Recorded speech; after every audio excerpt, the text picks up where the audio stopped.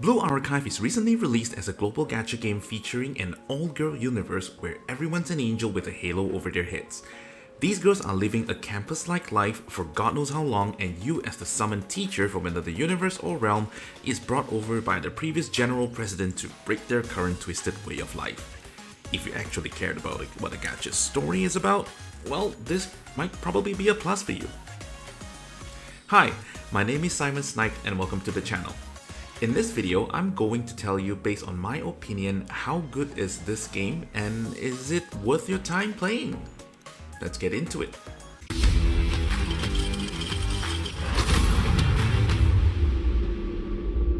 Blue Archive is a typical waifu gacha game that generally adopts a 3D chibi concept in most of its playable content. We have campaign and story missions where you go through stages either on auto or semi-auto clearing mobs and bosses. Of course, there are other modes, but they generally make you face bosses or stages with certain clear conditions. There's also a PvP mode where you are pit against another player in full auto combat. Your preparations are done before you enter the battle, so there really isn't much to do except for theory crafting ahead of the fight. Other than combat related content, you can interact with your waifus using their Momotalk platform to improve their fondness, which leads to some perks related to the specific character.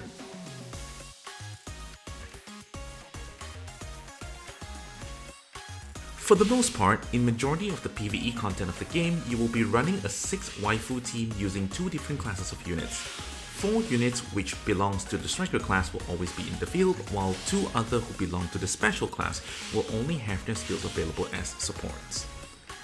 As for the damage system of the game, there are 5 different types of damage and 4 types of enemies. Each category of enemy has its own weakness and resistance to 5 of the damages, so there definitely is some potential for creative gameplay. The PvP mode runs on full auto like the strategy battles in some other gacha games.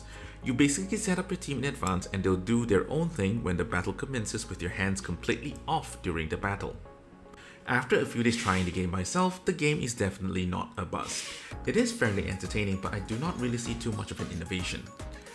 There's definitely some pretty good quality of life design, but the core gameplay comes down to the same thing with slightly different objectives to fulfill. I give the gameplay a rating of 3 out of 5. Like most other gacha games as well, this game has a standard structure of a hero banner. At launch, there are 3 types of banners available, 1 event banner for specific units, 1 general banner, and a 3rd banner where you use a unique ticket to do a 10 pull which guarantees a 3-star. There is a pity system that works across all these 3 banners. It is an accumulative point which you get from every unit summoned from any of the banners. You can then exchange the points with 2 of the featured units that season for 200 points each. Since it is 1 point per unit summoned, you can basically translate that to 200 pulls to pity a 3-star unit. Talking about the probability rate, the chances of pulling a 3-star unit is 2.5% and 18.5% for a 2-star unit. That's about an average gacha rate, so there's really nothing much to talk about here.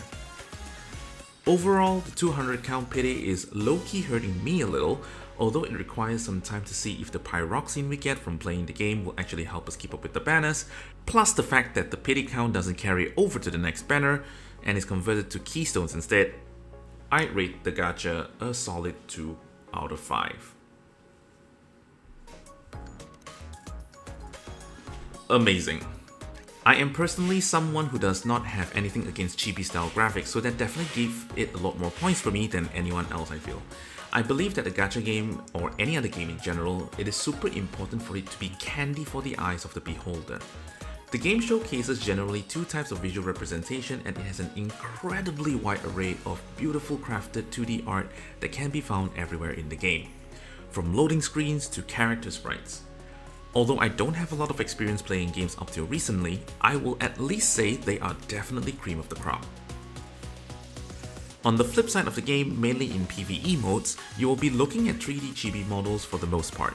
They may be cute, small and stumpy, but the camera angles and pans make them look really good, not gonna lie. This is an easy one. I'm giving it a solid 4 out of 5 for the level of detail they put into the game design. This is the most sensitive topic to review about in any gacha game in general, since many of us have our own definition of what a free-to-play is or a pay-to-win is. I'm going to first set a few conditions so you can decide if you'd like to take my word for it.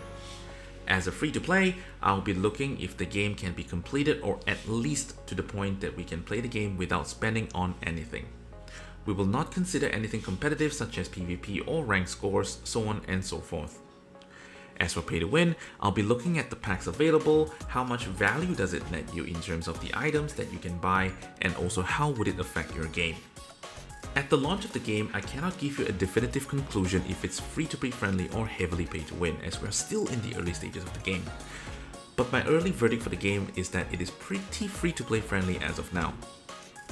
The game allows you to reset your account rather quickly if you did not get what you wanted after the tutorial, and the free pyroxens it gives you, which sums up to 40 pulls. I have not been required to spend a dime in the story campaign so far as well. However, as we have not been able to progress into the late game just yet, you should take this conclusion with a pinch of salt. All in all, I believe that Blue Archive deserves a bit of your time.